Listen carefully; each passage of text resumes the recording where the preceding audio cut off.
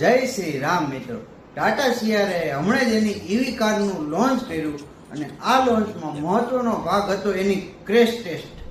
તો જાણીએ આપણે આ ક્રેશ ટેસ્ટમાં ટાટાએ બતાવ્યું છે કે એની શું સેફટી અને શું એનો પર્પઝ છે ક્રેશ ટેસ્ટ કરવાનો. આ ક્રેશ ટેસ્ટમાં એવું બતાવવામાં આવ્યું છે કે ટાટા કાર આપણા માટે કેટલી સેફ છે. આ ક્રેશ ટેસ્ટમાં આગળ એક ટ્રક ખરાબ થયેલો ઊભો હોય છે અને પાછળથી ટાટા સિયારા ફૂલ સ્પીડમાં આવતી હોય ત્યારે તેનું એડાસ સિસ્ટમ એટલે કે એડવાન્સ ડ્રાઈવર અસિસ્ટન્ટ સિસ્ટમ કેવું કામ આપે છે. એટલે કે ઝડપથી કાર એની જાતે જ બ્રેક મારી રહેશે. પણ શંકાસ્પદ રીતે જોવામાં આવે તો ઘણીવાર પાછળનું વાહન આવીને અથડાઈ જતું હોય છે. તો આ ક્રેશ ટેસ્ટમાં પણ એ જ બતાવવામાં આવ્યું છે. કાર એની જગ્યાએ ઊભી રહી જાય છે, તેમ છતાં પાછળથી એક ટ્રક આવીને કાર સાથે અથડાય છે અને સેન્ડવિચ ક્રેશ તરીકે ઓળખાય છે. એ રીતે એનું એક્સિડન્ટ થાય છે.